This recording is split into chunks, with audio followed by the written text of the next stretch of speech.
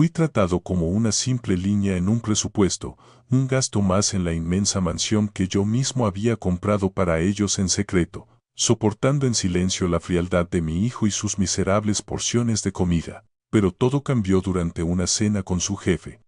Cuando pedí cortésmente una segunda costilla, mi hijo no solo dijo que no. Se levantó y me arrojó un pesado vaso de agua helada directamente a la cara. No grité, no hice una escena. Simplemente me limpié el agua de los ojos, caminé hacia mi habitación, cerré la puerta con llave e hice 2 llamadas telefónicas. A la mañana siguiente, sus tarjetas de crédito fueron rechazadas, sus cuentas bancarias estaban vacías. Había sido despedido de su trabajo ejecutivo, y una orden de desalojo estaba pegada en su puerta principal. Antes de contarte exactamente quién estaba al otro lado de esas llamadas, déjame saber en los comentarios desde donde estás viendo este video, y por favor suscríbete si crees que la arrogancia de un hijo nunca debe superar el sacrificio de un padre. Esta historia no comenzó con aquel vaso de agua helada, sino semanas antes, con un frío silencioso y persistente que había impregnado mi vida desde que me mudé con Marcus y su esposa, Nia. Tras el fallecimiento de mi amada Ruby, el silencio en mi hogar familiar se volvió insoportable, y Marcus me rogó que fuera a vivir con ellos. Es una casa enorme, me había dicho, hay espacio de sobra para todos nosotros. Tenía razón sobre el tamaño. La casa era una inmensa construcción de estilo colonial de 5 habitaciones en un suburbio rico de Atlanta, una casa que yo les había comprado como regalo de bodas, imaginando que algún día se llenaría con las risas de mis nietos. Pero la risa era un sonido extinto en esos pasillos. En su lugar, reinaba una tranquilidad educada, un orden estéril que se sentía más como un hotel de lujo que como un hogar. Yo tenía mi propia ala de la casa, con mi baño y mi sala de estar, pero nunca me había sentido más como un intruso. El frío comenzaba siempre en la mesa del comedor. Marcus y Nia solían llegar tarde de sus importantes trabajos de marketing y eventos sociales, trayendo comida para llevar de los restaurantes de moda de la ciudad. En esta noche en particular, el aroma a salmón a la parrilla y espárragos asados inundaba la cocina. Marcus colocó una pequeña caja blanca frente a mí. «Te traje tu favorito», papá dijo con una sonrisa que no le llegaba a los ojos. Abrí la caja. Dentro había un trozo de salmón que no pesaba más de 4 onzas, descansando sobre una cama triste de verduras marchitas. Parecía una comida diseñada por un científico para proporcionar el mínimo sustento vital. Mientras tanto, él y Nia desempacaron sus propios envases, revelando enormes filetes de costilla, papas al horno cargadas de crema agria y tocino, y espinacas a la crema. La disparidad era insultante. Soy un hombre de 68 años, y aunque no soy gigante, tengo el apetito de alguien que pasó 40 años trabajando en la construcción pesada. Aquello no era una cena, era un aperitivo, pero no dije nada. Gracias, hijo, asentí simplemente. Mientras comía aquel pescado, perfectamente cocinado pero insatisfactorio, sentí una punzada familiar de soledad. No se trataba solo de la comida, sino del mensaje detrás de ella. Eres un gasto, Isaiah. Eres una línea en el presupuesto que hay que gestionar. Tus necesidades son secundarias. Ya no era el patriarca, ni el proveedor, ni el hombre que se había dejado la piel trabajando para darle a su hijo las oportunidades que nunca tuvo. Ahora era un residente, un dependiente, y mi dependencia se medía en porciones de 4 onzas de salmón. Esa noche, el sueño no llegaba. La escasa comida dejó un vacío en mi estómago que ni el agua podía llenar. Alrededor de las 2 de la mañana, decidí bajar por un vaso de leche, esperando calmar el hambre y mis pensamientos acelerados. La casa estaba a oscuras y en silencio, pero al llegar al pie de las escaleras, escuché voces provenientes de la sala de estar, un murmullo bajo. Eran Marcus y Nia. Me detuve en las sombras del pasillo para no molestarlos, pero entonces escuché mi nombre y me congelé. Era Nia, con su voz afilada y clara como el cristal. ¿Viste su cara, Marcus?, preguntó. Parecía un cachorro pateado cuando vio ese trozo de pescado. No había simpatía en su tono, solo una diversión fría. Marcus soltó un suspiro pesado. Se le pasará, Nia. El médico dijo que necesita vigilar su colesterol de todos modos, así que solo lo estamos ayudándolo. Las palabras eran una excusa cobarde, y todos lo sabíamos. Mia soltó una risa breve y sin humor. No se trata solo de su salud y lo sabes, replicó ella. Se trata del presupuesto. Sus gastos mensuales están empezando a acumularse. La comida extra, las facturas de servicios más altas y los medicamentos no son insignificantes. Me quedé allí, en la oscuridad, aferrando la barandilla con tanta fuerza que mis nudillos se pusieron blancos. Mi corazón se sintió como un bloque de hielo en mi pecho. Una línea presupuestaria. Eso era todo lo que yo era para ellos. El hombre que financió la educación de la Ivy League de Marcus, el hombre que pagó su lujosa boda y que compró la misma casa en la que estaban sentados, ahora era discutido como una carga financiera. Marcus sonó a la defensiva ahora. ¿Qué quieres que haga?, preguntó. Es mi padre, no puedo simplemente echarlo. Mia respondió suavemente, con una voz cargada de veneno. Por supuesto que no, cariño, no somos monstruos. Pero necesita entender que las cosas son diferentes ahora, porque nosotros somos los que estamos a cargo. No puede esperar vivir aquí gratis sin hacer algunos ajustes. Necesita contribuir, o al menos ser más consciente de lo que nos cuesta. No necesité escuchar más. Me di la vuelta y subí las escaleras, mis pies silenciosos sobre la alfombra gruesa. Cada paso se sentía más pesado que el anterior. El hambre en mi estómago había desaparecido, reemplazada por un nudo frío y duro de traición. Ya no eran mi familia, eran mis contadores, y acababan de auditar mi valor y encontrarlo deficiente. De vuelta en mi habitación, no encendí la luz. Me senté en la oscuridad en mi sillón favorito, el que Ruby y yo habíamos elegido juntos hace tantos años. En la repisa de la chimenea, frente a mí, había una fotografía enmarcada de ella, tomada en nuestro 40º aniversario. Su sonrisa era radiante, sus ojos llenos del amor y la calidez que habían sido el centro de mi mundo. Mirando su foto, el nudo frío en mi pecho comenzó a doler con una profunda tristeza. Ruby se habría horrorizado. Ella era una mujer cuyo lenguaje del amor era la abundancia. Nuestra casa siempre había sido un lugar de calidez y generosidad, donde las ollas en su estufa nunca eran pequeñas. Cocinaba para un ejército, incluso cuando éramos solo nosotros dos. Nuestra casa es un lugar donde nadie pasa hambre, solía decir, golpeando una cuchara de madera contra una olla de estofado burbujeante. Es un lugar donde todos son bienvenidos. Ella había tratado de inculcar esa misma generosidad en Marcus. Recordé una vez, cuando él era solo un niño de 8 o 9 años. Tenía una bolsa de sus dulces favoritos y se resistía a compartirlos con un amigo que había venido a jugar. Ruby se arrodilló a su lado y le habló con su voz suave pero firme. Marcus le dijo, una alegría que no se comparte es solo media alegría. La dulzura del caramelo no es nada comparada con la dulzura de ver sonreír a tu amigo. Aquel niño aprendió la lección y dividió la bolsa sin pensarlo 2 veces.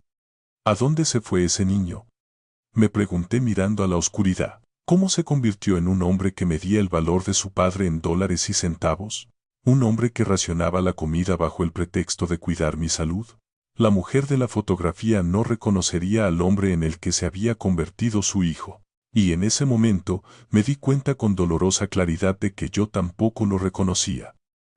El hombre que crié, el niño que una vez compartió sus dulces tan libremente, se había ido. En su lugar había un extraño, y yo estaba viviendo en la casa de un extraño.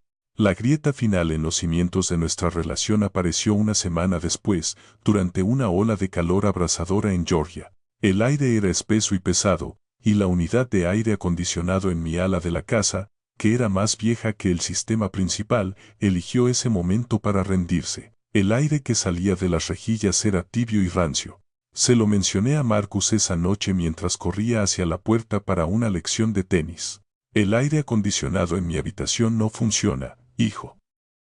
Creo que la unidad podría estar rota. Marcus apenas disminuyó el paso. Me encargaré de eso, papá gritó por encima del hombro mientras desaparecía en el garaje. Haré una llamada a primera hora de la mañana. La mañana llegó y se fue, y luego pasó la tarde. La temperatura en mis habitaciones subió constantemente, convirtiendo mi cómoda suite en una sauna. Llamé a Marcus a su celular, pero no contestó, así que dejé un mensaje. Más tarde esa noche, Mia llamó suavemente a mi puerta. Me enteré de lo del aire acondicionado, dijo, parada en el umbral abanicándose con una revista. Marcus está tan inundado de trabajo que se le pasó por completo. Estas cosas son tan caras de arreglar, ya sabes. ¿Has intentado usar el ventilador de techo? Podría ser mejor para ti de todos modos, menos artificial. Su sugerencia fue tan despectiva, tan absolutamente carente de preocupación, que me dejó sin palabras. Durante 2 días más, dormí mal, despertando en un charco de sudor. Marcus seguía inundado de trabajo y Nia seguía despreocupada. Me di cuenta, con el corazón pesado, de que no iban a hacer nada porque no era una prioridad. Mi comodidad no era una prioridad. Al tercer día decidí que ya había tenido suficiente. Busqué el número de una empresa de reparaciones de buena reputación yo mismo. Enviaron a un técnico esa misma tarde. 1 hora y $400 después, el aire fresco fluía una vez más a través de las rejillas. Pagué la factura de mis propios ahorros de jubilación. Esa noche, Marcus vio la factura que dejé en el mostrador de la cocina. Vino a mi habitación, luciendo levemente avergonzado. Papá, no tenías que hacer eso, dijo. Te dije que yo me encargaría. Sus palabras sonaban huecas, un intento patético de salvar su imagen de hijo obediente. Simplemente lo miré y asentí lentamente. Sé lo que dijiste, Marcus, dije, mi voz tranquila pero firme. Pero a veces un hombre tiene que cuidarse a sí mismo. Él no entendió el doble sentido de mis palabras. Vio aquello como el fin de un problema doméstico menor. Yo lo vi como el fin de mi voluntad de depender de él para cualquier cosa. El punto de quiebre llegó 2 semanas después. Marcus y Nia ofrecían una cena. No era una reunión casual con amigos, esto era un evento.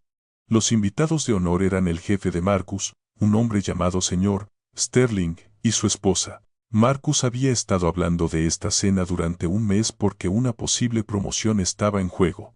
Un ascenso a los rangos ejecutivos que él codiciaba más que nada. Toda la casa se transformó. Los camareros se movían silenciosamente por la cocina. Nia había contratado a un florista profesional para arreglar elaborados ramos de lirios blancos y orquídeas, y el aire zumbaba con una tensión nerviosa casi eléctrica. Nia se movía por la casa como un general antes de una batalla, inspeccionando cada copa de vino pulida y cada tenedor de plata enderezado. Su voz era un instrumento cortante mientras dirigía al personal. Me miró de arriba abajo cuando entré en la sala de estar. Sus ojos se detuvieron en la simple camisa abotonada y los pantalones que llevaba puestos. ¿Es eso lo que te vas a poner, Isaiah?, preguntó, con una sonrisa demasiado brillante. Es agradable y muy cómodo. La crítica tácita quedó suspendida en el aire entre nosotros. Marcus era un manojo de nervios. Seguía la estela de Nia como un teniente leal, tratando de anticipar cada una de sus órdenes. Enderezaba cuadros que ya estaban rectos y jugaba con el decantador de vino, con el ceño fruncido en concentración. Estaba interpretando el papel del joven profesional exitoso, y la presión de la actuación le hacía sudar.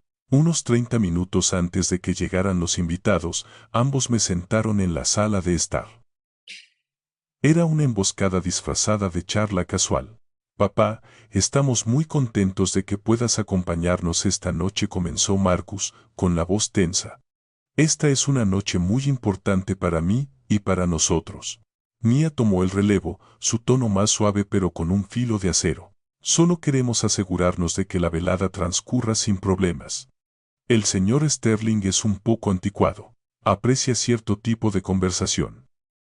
Sería mejor si dejas que Marcus dirija la discusión, ¿de acuerdo? Y tal vez podamos guardar las historias sobre tus viejos días en la construcción para otro momento. Pueden ser un poco excesivas para algunas personas. Me senté allí y simplemente asentí. Era un niño recibiendo instrucciones sobre cómo comportarse en la mesa de los adultos. Era una vergüenza potencial y un pasivo que necesitaba ser gestionado. Cuando llegaron los Sterling, fui educado. Estreché la mano del señor Sterling. Era un hombre alto con ojos fríos que me dio una breve sonrisa despectiva antes de volver toda su atención a Marcus. Su esposa dio un apretón de manos débil e inmediatamente comenzó a felicitar a Nia por la casa. Rápidamente me convertí en parte del mobiliario de fondo. La conversación durante los aperitivos era un idioma que yo no hablaba. Hablaron de capitalización de mercado, ganancias trimestrales y tecnologías disruptivas. Discutieron próximos viajes de esquí a Aspen y vacaciones de verano en la Toscana. Me senté en silencio, aferrado a un vaso de agua, sintiéndome como un fantasma en la mesa de mi propio hijo. Este era el mundo que le había dado, la vida por la que había trabajado para que él la tuviera, una vida de confort y privilegio, lejos de la suciedad y el sudor de mi propio pasado. Debería haberme sentido orgulloso, pero en cambio, todo lo que sentía era una profunda y dolorosa distancia. Miré a mi hijo reírse de uno de los chistes del señor Sterling, con el rostro animado por la ambición, y no vi al niño que había criado.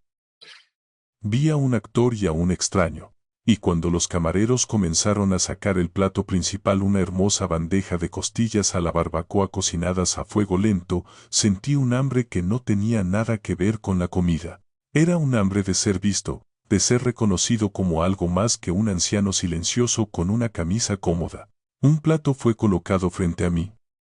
En él había 2 costillas pequeñas, tal vez de 4 pulgadas de largo cada una sola bola elegante de puré de papas y un pequeño y ordenado manojo de verduras. Era un plato hermoso, pero también era una porción para niños. Miré alrededor de la mesa. El plato de Marcus estaba apilado con al menos medio costillar. El señor Sterling tenía una porción similar. Todos comían con entusiasmo, hablando y riendo mientras disfrutaban del festín. Comí mis 2 costillas lentamente. Estaban deliciosas, tiernas, la carne se desprendía del hueso. Desaparecieron en menos de 5 minutos. El hambre en mi estómago ya no era un dolor sordo, era una punzada aguda e insistente, pero ahora era más que hambre física. Una indignación lenta y ardiente estaba creciendo dentro de mí. Yo no era un invitado que necesitara ser cortés. No era un niño que necesitara que le controlaran la comida. Yo era el hombre que había pagado por todo este espectáculo, aunque nadie en la mesa parecía recordarlo. Miré al centro de la mesa. Una gran bandeja de plata brillaba bajo la suave luz del candelabro. Todavía estaba cargada de costillas. Había docenas de ellas apiladas, un testamento de la abundancia que Nia quería proyectar. La ironía era sofocante. En ese momento, una resolución tranquila se asentó sobre mí. Ya no iba a ser invisible. No iba a aceptar la porción que me habían asignado en su presupuesto o en su mesa. Esperé una breve pausa en la conversación, cuando el señor Sterling estaba tomando un sorbo de su vino. No levanté la voz, no soné exigente ni enojado. Mi tono fue calmado, nivelado y conversacional. Marcus, dije. Su cabeza se volvió hacia mí, con una mirada de leve sorpresa en su rostro. Las costillas están absolutamente deliciosas. Nia, te has superado a ti misma, dije, y luego miré a mi hijo para hacer mi simple y razonable petición. ¿Te importaría pasarme la bandeja? Me encantaría tomar solo una pieza más. Las palabras quedaron suspendidas en el aire. El bajo zumbido de la conversación en la mesa no solo se calmó, se detuvo. Fue como si hubiera desconectado el estéreo. Marcus se congeló con el tenedor a medio camino de su boca. La sonrisa pintada de Nia se convirtió en una línea fina y tensa. Incluso el señor Sterling dejó de masticar y miró de mí a Marcus, con los ojos llenos de una curiosidad distante. El silencio fue mi respuesta. La cara de Marcus, que había estado animada y alegre momentos antes, comenzó a enrojecerse con un tono profundo y feo. Lanzó una mirada rápida y llena de pánico a su jefe, y luego a Nia. Ella le dio una pequeña sacudida de cabeza, casi imperceptible, una orden clara de callarme de inmediato. Marcus se aclaró la garganta y forzó una risa tensa y artificial. «Papá, vamos», dijo, con la voz un poco demasiado alta. «Ya has comido suficiente. Necesitamos cuidar tu salud, ¿recuerdas? Órdenes del médico». Estaba tratando de enmarcar su falta de respeto como preocupación, una táctica que ya había usado antes. Me estaba pintando como un viejo senil que no sabía lo que le convenía. No me enojé. No levanté la voz. Me encontré con la mirada de mi hijo con una expresión tranquila y firme. Agradezco tu preocupación por mi salud, hijo, de verdad dije, mi voz uniforme y medida. Pero me siento perfectamente bien. El médico dijo que fuera consciente de lo que como, no que me matara de hambre. Hay mucha comida en esa bandeja. Simplemente estoy pidiendo una pieza más. Mi calma pareció ponerlo más nervioso que cualquier estallido. No estaba interpretando el papel del viejo padre confundido. Estaba siendo un adulto racional, y eso hacía que su negativa pareciera absurda y controladora. Mia vio a Marcus vacilar y rápidamente intervino para rescatarlo. Su voz era dulce como el almíbar. Isaiah, Marcus solo está pensando en ti, arrulló. Además, tenemos un pastel de lava de chocolate maravilloso para el postre. Es para morirse. Deberías guardar un poco de espacio para eso. Estaba tratando de distraerme, de tratar mi petición como la rabieta de un niño que podía ser calmada con la promesa de una golosina. Ni siquiera la miré. Mantuve mis ojos fijos en Marcus. Marcus, dije de nuevo, mi voz más suave ahora, pero con una firmeza inquebrantable. La bandeja, por favor. Era un desafío directo a su autoridad frente al único hombre al que desesperadamente quería impresionar. Estaba atrapado, y la presión estaba causando que su compostura se rompiera. Su sonrisa forzada se desvaneció, reemplazada por una mueca de desprecio. He dicho que es suficiente, papá. Su voz era un gruñido bajo ahora, despojada de toda pretensión. Ahora dejémoslo estar. Estás haciendo una escena, haciendo una escena. La acusación fue una bofetada. Yo era a quien se le negaba una cortesía básica, pero era yo quien estaba siendo acusado de causar disturbios. Sabía que lo había empujado tan lejos como podía ir. Tenía una última cosa que decir. Me incliné ligeramente hacia adelante, mi voz aún tranquila pero cargada con el peso de años de decepción. Hijo, todo lo que pedí fue un pedazo de comida en una casa que sabes que está llena de ella. No soy yo quien está haciendo una escena. Simplemente estoy pidiendo la misma pequeña cortesía que mostrarías a cualquier otro invitado en esta mesa. Nada más. Mis palabras eran tranquilas y verdaderas. Y la verdad de ellas fue más de lo que él pudo soportar. Vi algo romperse detrás de sus ojos. La ira performativa, la vergüenza, la frustración, todo se derritió, y fue reemplazado por una rabia pura, blanca y caliente. No me miró a mí. Miró el pesado vaso de cristal con agua helada que estaba junto a su plato. Vi cómo se tomaba la decisión.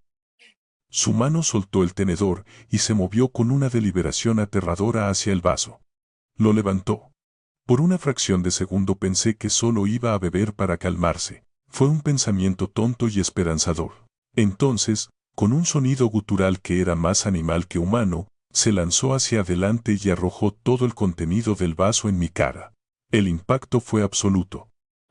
No fue solo el frío, que fue una sacudida violenta que me robó el aliento. Fue el impacto de los cubitos de hielo golpeando mi mejilla y mi frente como una ráfaga de grava congelada. El agua inundó mis ojos, desdibujando la escena frente a mí. Corrió por mi nariz y entró en mi boca, sabiendo a nada. Corrió por mi barbilla, empapando el cuello de mi camisa y extendiendo una mancha fría y húmeda sobre mi pecho. El mundo volvió a enfocarse con un sonido, un fuerte golpe cuando Marcus estampó el vaso vacío de nuevo sobre la mesa. Y luego hubo silencio, un silencio tan completo, tan profundo, que se sintió como si el mundo entero hubiera muerto. Marcus estaba de pie ahora, con el pecho agitado como si acabara de correr un maratón. Mia tenía ambas manos sobre su boca, con los ojos muy abiertos. El señor Sterling estaba perfectamente quieto, mirando a mi hijo no como a un empleado prometedor, sino como a un pasivo, un hombre con un defecto de carácter fatal. La humillación me invadió. Era un hombre de 68 años siendo castigado como un niño desobediente por su propio hijo frente a extraños. Pero entonces, mientras los segundos se alargaban, algo más comenzó a surgir a través de las profundidades heladas. No era ira. Era claridad. Una claridad perfecta y terrible. El padre amoroso murió en esa silla. En su lugar, nació un hombre diferente. Mi hijo acababa de declarar que yo no valía nada para él, que mi dignidad era un inconveniente. Me había mostrado exactamente quién era. Y en ese momento frío y claro, decidí creerle. Lenta y deliberadamente alcancé la servilleta de tela blanca junto a mi plato. No me apresuré. La desdoblé y comencé a secarme el agua de la cara, de los ojos, de las mejillas. No miré a mi hijo. No miré a nadie. Cuando mi cara estuvo seca, doblé la servilleta, la coloqué suavemente sobre la mesa, me levanté, empujé mi silla silenciosamente a su lugar, me di la vuelta y salí del comedor sin una sola palabra. Caminé hacia mi ala de la casa, abrí la puerta de mi suite y la cerré suavemente detrás de mí. Y luego hice algo que no había hecho en los 2 años que había vivido allí, pasé el cerrojo. El pesado clic de la cerradura deslizándose en su lugar fue el sonido más fuerte del mundo. Era un sonido de finalidad, ya no era una parte de su casa donde yo vivía por casualidad. Era mi fortaleza y el asedio estaba a punto de comenzar. Me senté en la oscuridad de mi sala de estar y escuché. Oí cómo la puerta principal se abría y se cerraba, señalando la apresurada partida de los Sterling. Luego escuché pasos acercándose a mi puerta, rápidos y vacilantes, un suave golpe. Papá, era la voz de Marcus, amortiguada por la gruesa madera. Papá, ¿estás bien? ¿Puedes abrir la puerta, por favor? Permanecí en silencio. Solo quiero hablar. Lo siento. De acuerdo, lo siento mucho, continuó, su voz temblorosa. No sé qué pasó allá atrás. Estaba bajo mucha presión. El señor Sterling estaba allí y tú me estabas presionando. Su disculpa era una patética cascada de excusas, una sinfonía de autocompasión. No sentía pena por lo que había hecho, sentía pena por haber revelado su verdadero y feo ser frente a su jefe. Sentía pena por las consecuencias que ahora inevitablemente enfrentaría. Su arrepentimiento era totalmente para sí mismo. Sus palabras no significaban nada para mí. Eran solo ruido. Después de unos momentos de mi continuo silencio, escuché el susurro agudo de Nia. Marcus, ya es suficiente. Déjalo en paz. Entonces su voz reemplazó a la de él en la puerta, goteando con una falsa dulzura sacarina que resultaba más insultante que la rabia de Marcus. Isaiah. Soy Nia. Ambos estamos muy preocupados por ti. Marcus está fuera de sí por la culpa. Por favor, no te enfades. Todos estamos muy estresados. ¿Por qué no sales y tomas una copa de vino con nosotros? Su oferta era absurda. Hablaba como si esto fuera un desacuerdo menor, un simple malentendido que podría suavizarse con un trago. No entendían la magnitud de lo que acababa de suceder. No podían entenderlo. Otro golpe, esta vez un poco más insistente. Isaiah. Por favor. Contuve la respiración y permanecí perfectamente inmóvil. Finalmente, los escuché rendirse. Escuché sus pasos retirarse por el pasillo.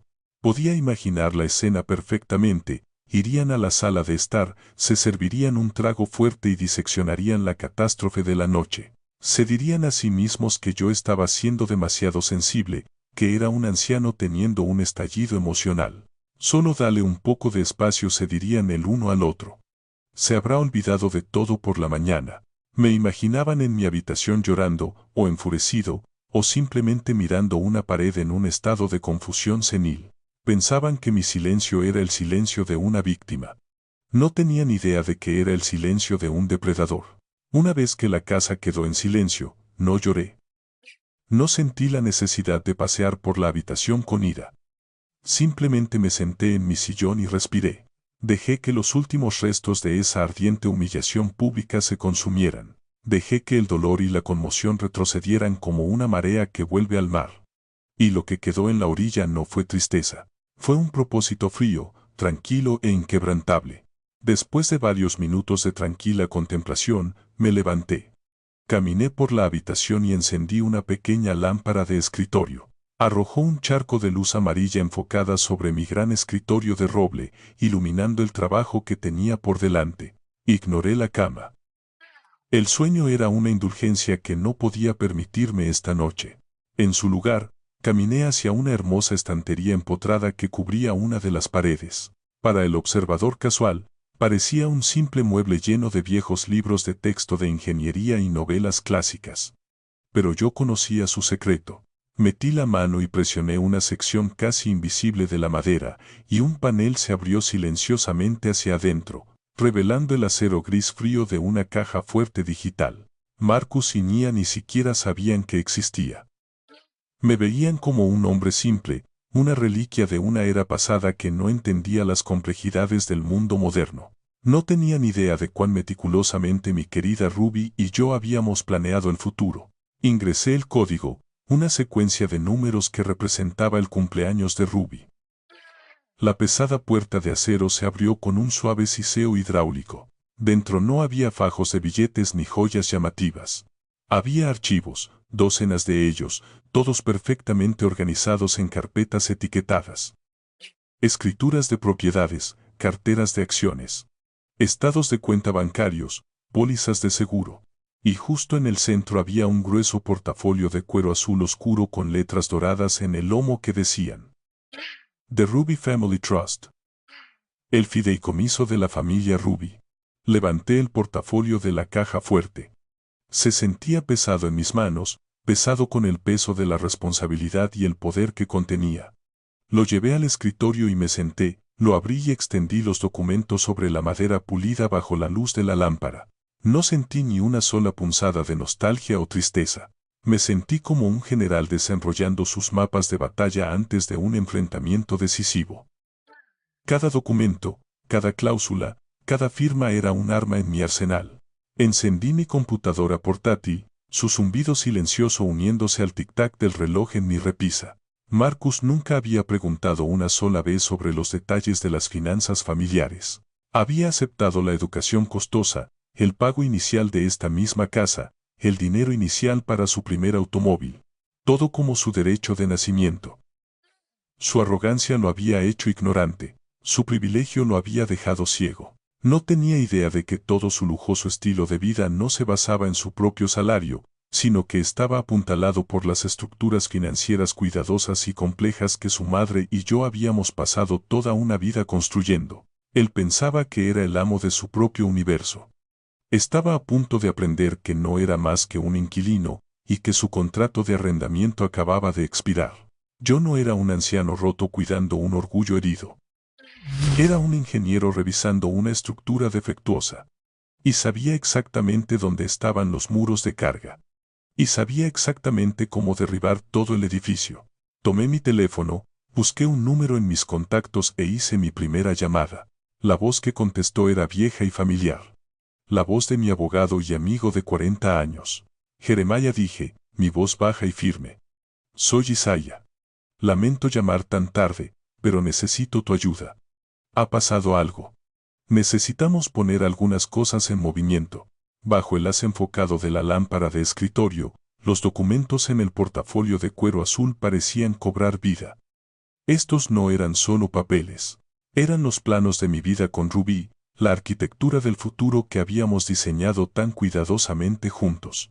Pasé mis dedos sobre la primera página, un papel grueso de color crema con las palabras de Ruby Family Trust grabadas en la parte superior. El abogado que habíamos contratado había sido el mejor, un anciano astuto con reputación de crear estructuras legales blindadas. Recordé el día en que Ruby y yo nos sentamos en su oficina con paneles de caoba hace 25 años. Marcus acababa de graduarse de la universidad, lleno de ambición y un sentido de derecho que ya preocupaba a su madre. Ruby había sido la fuerza impulsora detrás del fideicomiso. Yo era un constructor, un hombre que entendía el hormigón y el acero. Ella era la arquitecta del futuro de nuestra familia. Recuerdo que se volvió hacia mí en esa oficina, con expresión seria. Isaiah me había dicho, hemos trabajado duro. Hemos sido bendecidos. Vamos a darle a nuestro hijo un comienzo maravilloso en la vida. Pero no vamos a darle un cheque en blanco. Tenemos que darle un mapa de ruta, no solo un destino. Necesita entender que esta familia se basa en el respeto y el trabajo duro, no solo en el dinero. Había confiado implícitamente en su juicio, y ahora, mirando las palabras en la página, veía su sabiduría, su increíble previsión devolviéndome la mirada a través de los años. El fideicomiso era su obra maestra y yo era su único cuidador. Pasé las páginas. Nuestras firmas estaban en cada una, audaces y directas. La de ella, una escritura elegante y grácil. Era un fideicomiso en vida revocable, un instrumento complejo diseñado para proteger nuestros activos y mantener a nuestra familia por generaciones. Pero no era una simple herencia, era un sistema de pesos y contrapesos, una brújula moral escrita en lenguaje legal. Me detuve en la sección titulada Fideicomisarios y Beneficiarios. Mientras leía los párrafos cuidadosamente elaborados, el alcance total del poder que tenía comenzó a amanecer en mí. Yo figuraba como el otorgante y el fideicomisario principal. Ruby había sido la cofideicomisaria. A la muerte de un fideicomisario, decía el documento, el fideicomisario sobreviviente asumirá la autoridad plena y singular sobre todos los activos y decisiones del fideicomiso. Autoridad plena y singular. Las palabras resonaron en la habitación silenciosa. Marcus fue nombrado como el beneficiario principal, pero su estatus era condicional.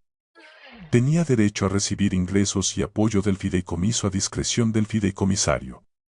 A discreción del fideicomisario. La frase fue un martillazo. Mia figuraba como beneficiaria secundaria.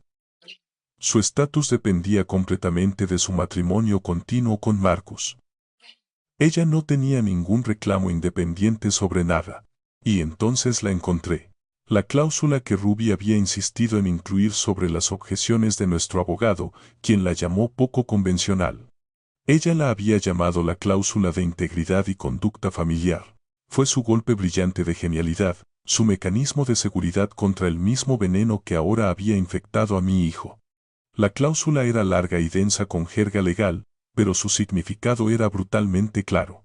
Establecía que si algún beneficiario participaba en un comportamiento considerado perjudicial para la reputación del nombre de la familia, o actuaba de una manera que demostrara una falta grave de respeto, cuidado o piedad filial hacia otro miembro de la familia inmediata, el fideicomisario tenía el derecho unilateral de tomar medidas.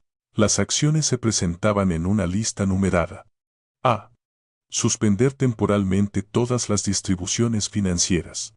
B. Restringir el acceso a las propiedades propiedad del fideicomiso. C. En casos extremos, desheredar permanentemente al beneficiario y reasignar su parte del fideicomiso a otros beneficiarios o a una organización benéfica designada. Falta grave de respeto. Piedad filial. Golpear a tu padre de 68 años en la cara con un vaso de agua con hielo frente a tu jefe porque pidió otra costilla ciertamente calificaba. Me recosté en mi silla, con la respiración atrapada en mi garganta. Esto no era solo un documento legal. Era una profecía. Ruby había visto venir esto. Había visto el potencial de la riqueza para corromper, para que la arrogancia pudriera el núcleo del niño que habíamos criado. Había construido un cortafuegos en los cimientos mismos de nuestra familia para protegerla de este tipo exacto de bancarrota moral. Continué leyendo, mis ojos escaneando los cronogramas de activos adjuntos en la parte posterior, y la verdadera escala de la ignorancia de Marcus quedó al descubierto. Esta casa, la que él y Nia mostraban con tanto orgullo a sus amigos, no era legalmente suya. La escritura estaba en manos del fideicomiso de la familia Ruby. La inmensa cartera de acciones que pagaba sus vacaciones y sus autos de lujo no estaba a su nombre, era un activo del fideicomiso. La cuenta bancaria conjunta que usaban para sus gastos diarios tampoco era verdaderamente suya. Era una cuenta de distribución discrecional financiada mensualmente directamente desde el fideicomiso. No eran propietarios de viviendas. Eran inquilinos. No eran inversores. Eran dependientes de una asignación. Estaban viviendo una vida que creían poseer, pero en realidad solo la estaban tomando prestada. Y yo era el propietario. Yo era el banquero. Yo era el hombre que podía, con unas pocas llamadas telefónicas y unas pocas firmas, cerrar el grifo dorado del que fluía todo su mundo privilegiado. Una ola de profunda tristeza me invadió por lo que mi hijo se había convertido. Había cambiado la verdadera riqueza de la familia y el respeto por la ilusión barata del éxito material. Pero la tristeza era un lujo, y fue rápidamente reemplazada por una certeza fría y resuelta. El acto de humillación pública de mi hijo no fue solo un insulto para mí. Fue una violación de los principios mismos sobre los que se construyó toda su vida. Fue una traición al legado de su madre. Mi deber estaba claro. No estaba actuando por un deseo de venganza, aunque una satisfacción sombría comenzaba a florecer en mi pecho. Estaba actuando como el fideicomisario de la voluntad de Ruby. Estaba haciendo cumplir los términos y condiciones de su amor. Mi teléfono vibró en el escritorio. Era un mensaje de texto de Marcus. Papá, por favor, solo háblame. Podemos arreglar esto. Miré el mensaje y una sonrisa amarga tocó mis labios. Todavía pensaba que esto se trataba de una discusión familiar. Todavía pensaba que esto podría arreglarse con unas pocas palabras vacías de disculpa. No tenía idea de que estaba parado en una casa que estaba a punto de ser demolida. Dejé el teléfono sin responder. Mi trabajo aún no había terminado. El fideicomiso era mi arma principal, pero tenía una más en mi arsenal, un as bajo la manga. Una promesa personal hecha entre dos viejos amigos. Saqué otro archivo de la caja fuerte, uno mucho más delgado que contenía un solo contrato, y me preparé para hacer mi segunda llamada de la noche.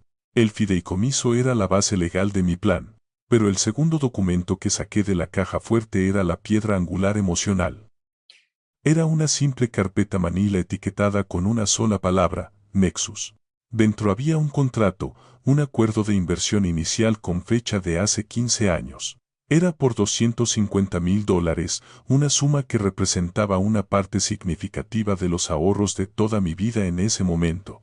La inversión fue en una startup tecnológica incipiente llamada Nexus Solutions, fundada por un viejo amigo mío, Otis Vance. Recordé el día en que lo firmé como si fuera ayer. Marcus llevaba un año fuera de la universidad. Tenía un prestigioso título en marketing, pero el mercado laboral era difícil. Se sentía cada vez más frustrado y abatido, trabajando en una pasantía no remunerada que no iba a ninguna parte. Se sentía como un fracaso. Todas las noches llegaba a casa luciendo derrotado. La ambición y la confianza que la universidad le había inculcado se erosionaban lentamente. Era doloroso verlo. Alrededor de ese tiempo, Otis se había puesto en contacto conmigo. Nos conocíamos desde que éramos jóvenes trabajando en las mismas obras de construcción. Yo era ingeniero estructural y él era un genio eléctrico. Siempre habíamos respetado la ética de trabajo del otro. Ahora Otis había comenzado su propia empresa, una idea brillante para un nuevo tipo de software. Pero estaba luchando. Era un creador, no un hombre de negocios. Estaba al borde de perderlo todo. Me había llamado no para pedir dinero, sino solo para hablar con un viejo amigo, para desahogar sus frustraciones. Nos reunimos para tomar una cerveza en un bar viejo y tranquilo que solíamos frecuentar. Expuso su plan de negocios. Su visión era impresionante, pero no podía asegurar la financiación que necesitaba para contratar un equipo de ventas y marketing adecuado. Sin ellos, su brillante producto iba a morir en la vid. Mientras lo escuchaba, una idea comenzó a formarse en mi mente, una solución que podría resolver nuestros dos problemas. Tengo algo de dinero ahorrado, Otis le dije después de que hubo terminado. Es un riesgo para mí, pero creo en ti. Te daré los $250,000 que necesitas. Otis se había quedado atónito en silencio. Luego, las lágrimas brotaron de sus ojos. Intentó negarse, decir que era demasiado, pero lo detuve. Hay una condición, continué, mi voz firme, una condición no negociable. Mi hijo Marcus tiene un título en marketing. Es inteligente y es ambicioso, pero necesita una oportunidad. Lo contratarás, crearás un puesto para él como asociado de marketing junior. Lo guiarás. Le darás la oportunidad de probarse a sí mismo, y necesito tu palabra en una cosa más, Otis. Esto no es solo negocios. Esto es familia. Si alguna vez se mete en problemas reales, si alguna vez pierde el camino, necesito saber que puedo llamarte y escucharás. No como un CEO a un inversor, sino como un amigo a un amigo. Lo manejaremos juntos. Otis había agarrado mi mano a través de la mesa, su agarre firme y sus ojos llenos de una profunda gratitud. Isaiah había dicho, con la voz espesa por la emoción. Cualquier cosa. No solo está salvando mi empresa, está salvando a mi familia. Considera lo hecho. Tuvimos un abogado que redactó los papeles de inversión, pero nuestro contrato real fue sellado con ese apretón de manos. Marcus se llenó de alegría cuando se lo conté. No le conté la historia completa, por supuesto. Le dije que mi viejo amigo Otis tenía una vacante y que yo había hablado bien de él. Marcus consiguió el trabajo. Y, para su crédito, prosperó. Era bueno en eso. Era un vendedor nato. Subió la escalera en Nexus Solutions con una velocidad impresionante. A lo largo de los años, creo que olvidó que su comienzo había sido un regalo. Se convenció a sí mismo de que se había ganado esa primera oportunidad completamente por sus propios méritos. Se veía a sí mismo como un hombre hecho a sí mismo, tal como su padre. No tenía idea de que la base de toda su carrera era un trato secreto hecho en un viejo bar polvoriento, un trato nacido del amor de un padre y la desesperación de un viejo amigo. Él pensaba que era indispensable para la empresa. No tenía ni idea de que su empleo era condicional, no por su desempeño, sino por una promesa hecha entre dos viejos. Este contrato, este recuerdo, era mi as bajo la manga. El fideicomiso le quitaría su riqueza y su hogar. Pero esto le quitaría su orgullo. Destruiría el mito central de su vida, la historia que se contaba a sí mismo sobre su propio éxito. Era algo cruel de hacer. Pero sabía que era necesario. Para reconstruir a un hombre, primero tienes que derribar al falso ídolo que adora. Y mi hijo adoraba en el altar de sus propios logros. Era hora de mostrarle que el altar mismo estaba construido sobre arena. Tomé mi teléfono de nuevo y me desplacé por mis contactos hasta encontrar el nombre, Otis Vance. Respiré hondo. Esta era la pieza final del plan. Esta era la llamada que completaría la demolición. Presioné el botón. Me senté en mi escritorio por un largo momento, los dos documentos cruciales que yacían ante mí como una declaración de guerra. La casa estaba completamente en silencio. Marcus y Nia probablemente estaban dormidos, soñando sus sueños tranquilos en un hogar que no poseían, apoyados por una carrera que realmente no se habían ganado. El tiempo para la deliberación había terminado. El momento de la acción había llegado. Levanté el teléfono e hice la primera llamada. Fue a Jeremiah, mi abogado. Contestó al tercer timbre, con la voz espesa por el sueño. «Isaiah, ¿eres tú? ¿Está todo bien?», preguntó, su profesionalismo activándose de inmediato. «Todo está a punto de estar bien», Jeremiah dije. Mi voz era tranquila y firme, un espejo perfecto de la resolución silenciosa en mi corazón. «Lamento la hora, pero necesito que inicies algunas cosas a primera hora de la mañana. Necesito que congeles todas las distribuciones discrecionales del fideicomiso de la familia Ruby a sus beneficiarios». Con efecto inmediato, hubo una pausa en el otro extremo de la línea. Pude escuchar el crujido de las sábanas mientras probablemente se sentaba en la cama. «Isaiah, ese es un movimiento significativo». «¿Estás absolutamente seguro?». «Nunca he estado más seguro en mi vida», Jeremiah respondí. Consulta la cláusula de integridad y conducta familiar. Sección 4, subsección B. Las condiciones para esta acción se han cumplido en su totalidad. En segundo lugar, necesito que prepares los avisos legales para un desalojo en la propiedad ubicada en 125 Elm Street. El fideicomiso está liquidando el activo. El silencio en el otro extremo fue más largo esta vez. Sabía lo que estaba pensando. Esto no era solo una decisión financiera. Era un terremoto familiar. «Entendido», Isaiah dijo finalmente, su voz ahora totalmente de negocios.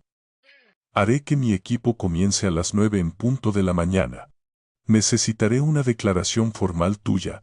¿Podemos manejar eso mañana?». «Gracias», Jeremiah dije y terminé la llamada. El primer pilar de su mundo estaba listo para derrumbarse. No dudé. Marqué inmediatamente el segundo número. Era el teléfono celular personal de Otis Vance. Respondió casi de inmediato, su voz alerta y enérgica. «Incluso a estas horas». Isaiah dijo con genuina sorpresa. «Es bueno escuchar tu voz, pero tengo la sensación de que esta no es una llamada social». «Siempre fuiste astuto», Otis respondí. «Te llamo por una promesa que hicimos hace mucho tiempo. La que hicimos en un bar con un apretón de manos». La línea se quedó en silencio. Sabía que Otis estaba viajando en el tiempo conmigo a esa vieja taberna polvorienta cuando sus sueños estaban al borde del colapso y el futuro de mi hijo era incierto. Lo recuerdo como si fuera ayer, Isaiah dijo, su voz ahora más suave, más seria. Tú me salvaste ese día. Estoy cobrando el favor, Otis dije. Mi hijo ha perdido el rumbo. Ha olvidado el valor del respeto, la base sobre la que se construye todo lo demás. Es hora de que aprenda una lección que solo una caída dura puede enseñar. No hubo vacilación en la voz de Otis. ¿Qué necesitas que haga, Isaiah? Sabes que haré cualquier cosa. Supuesto en Nexus. Necesita ser terminado, dije. Quiero que lo dejes ir. Llámalo reestructuración corporativa, lo que sea que necesites. Pero su tiempo con tu empresa ha terminado. Otis suspiró, un sonido pesado de pesar, pero no de negativa. Isaiah es un empleado de alto rendimiento. ¿Estás seguro de que esto es lo que quieres?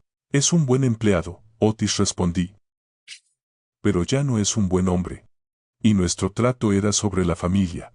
Estoy seguro. Está bien, Isaiah. Por ti. Está hecho. Me encargaré personalmente por la mañana. Gracias, amigo mío, dije. No, Isaiah, la voz de Otis era firme. Gracias a ti. La deuda siempre fue mía. Terminé la llamada y dejé el teléfono en el escritorio. Las 2 llamadas habían tomado menos de 5 minutos. En ese corto tiempo, había firmado la orden de demolición de toda la vida de mi hijo. No sentí alegría, ni triunfo, solo una finalidad sombría y profunda. Las ruedas estaban en movimiento. Ya no había vuelta atrás. Por primera vez desde que ese vaso de agua golpeó mi cara, sentí una sensación de paz. Me levanté, apagué la lámpara de escritorio y me fui a la cama. Sabía que cuando saliera el sol, el mundo sería un lugar muy diferente y dormiría profundamente sabiendo que finalmente había hecho lo que tenía que hacerse. Me desperté a la mañana siguiente con el primer silencio real que había experimentado en esa casa. No era el silencio tenso e incómodo de las últimas semanas, era un silencio de culminación, de paz. No salí de mi suite. Tenía una pequeña cafetera y una mini nevera en mi sala de estar. Preparé una jarra de café negro fuerte, tal como le gustaba a Ruby, y me senté en mi sillón viendo cómo el sol subía en el cielo. No me sentía ansioso ni vengativo.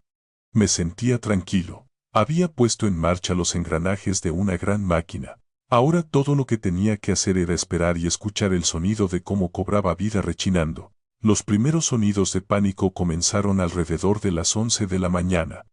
Conocía el horario de Nia. El martes era su día para lo que ella llamaba terapia de compras. Era su forma de recompensarse a sí misma por la dificultad de vivir una vida tan privilegiada. Podía imaginar la escena como si la estuviera viendo en una pantalla. La veía en una de esas boutiques exclusivas en Phipps Plaza, el tipo de lugar donde las etiquetas de precios están ocultas y el aire huele a cuero caro y perfume francés. Habría seleccionado un bolso nuevo, algo absurdamente caro, y lo habría colocado en el mostrador con un aire practicado de propiedad casual. Entregaría su tarjeta de crédito platino sin pensarlo 2 veces, y entonces el primer engranaje encajaría. La sonrisa educada en el rostro de la asistente de ventas vacilaría. Lo siento mucho, señora Ramsay. La tarjeta ha sido rechazada. La primera reacción de Nia sería incredulidad, seguida de irritación. Eso es imposible, espetaría. Pásala de nuevo. La asistente obedecería y el resultado sería el mismo. Rechazada, la irritación se agriaría entonces hasta convertirse en un sofoco de humillación pública. Podía verla buscando torpemente en su billetera de diseñador una tarjeta diferente, una American Express o una Visa, cada una entregada con una confianza decreciente, cada una recibida con la misma negación tranquila y apologética. Rechazada. Rechazada. Rechazada. Imaginé que salía de la tienda con las manos vacías, con el rostro convertido en una máscara de furia. El juicio de los otros clientes ricos se sentiría como un peso físico sobre sus hombros. Habría salido furiosa y conducido a casa a una velocidad peligrosa. El sonido de la puerta principal cerrándose de golpe me dijo que mis cálculos eran correctos. Escuché que gritaba buscando a Marcus, su voz aguda y estridente. Marcus, ¿qué está pasando? Cada una de mis tarjetas de crédito acaba de ser rechazada. ¿Tienes idea de lo vergonzoso que fue eso? La voz de Marcus estaba amortiguada al principio, molesta y despectiva. Relájate, Nia. Probablemente sea solo un problema técnico, llama al banco. Ya llamé al banco, idiota. Chilló ella. Dijeron que el titular principal de la cuenta ha congelado toda actividad. Dijeron que hablara contigo. ¿No pagaste la factura, Marcus? ¿Arruinaste algo? La acusación quedó suspendida en el aire. Escuché el raspado de una silla. Probablemente Marcus se levantaba de su escritorio de oficina en casa, molesto por ser interrumpido. Déjame ver, habría dicho con un suspiro, abriendo su computadora portátil para iniciar sesión en su cuenta bancaria principal. Este fue el momento en que el segundo engranaje, mucho más grande, cayó en su lugar. Podía escuchar sus murmullos enojados desde el pasillo y luego un silencio repentino y completo. Era un tipo de silencio diferente al que me había despertado. Este estaba lleno de conmoción e incredulidad. Después de un largo momento escuché la voz de Marcus, un susurro ahogado. El dinero. Nia, el dinero no está. La respuesta de Nia fue una risa aguda y confusa. ¿Qué quieres decir con que no está? Deja de bromear, Marcus. Esto no es gracioso. No está, repitió él, su voz elevándose en pánico. La cuenta de ahorros y la cuenta corriente. Todo está vacío. Apenas quedan $1000. Pude escuchar a Nia corriendo hacia la computadora portátil. Escuché un pequeño jadeo. ¿Qué pasó? Tartamudeó ella. ¿A dónde se fue? ¿Nos piratearon? ¿Nos robaron? Habrían comenzado a culparse mutuamente, su frente unido desmoronándose ante la primera señal de problemas reales. Tú y tus gastos ridículos. Acusaría él. Tú y tus estúpidos consejos sobre el mercado de valores. Dispararía ella. Y luego, en medio de su discusión frenética y llena de pánico, el engranaje final encajaría en la mente de mi hijo. Una comprensión horrible. Espera un minuto, le escuché decir, su voz repentinamente baja y fría. Mi padre. Tiene que ser él. Tomé un sorbo lento de mi café. La máquina estaba ahora completamente operativa y el ruido apenas comenzaba. No tuve que esperar mucho. Los escuché antes de verlos. El sonido de pasos furiosos golpeando el pasillo, una estampida frenética de dos personas. La puerta de mi suite no se abrió, fue lanzada, estrellándose contra la pared interior con un sonido que rompió el silencio de la mañana. Marcus estaba parado en el umbral, con el rostro pálido y manchado de rabia. Su cabello era un desastre, como si se hubiera pasado las manos por él repetidamente. Todavía estaba en su costoso pijama, pero parecía un animal acorralado, no un ejecutivo exitoso. Nia flotaba detrás de él, con el rostro convertido en una máscara de puro pánico. ¿Qué hiciste? Bramó Marcus, su voz quebrándose con una mezcla de furia y miedo. ¿Qué hiciste con nuestro dinero?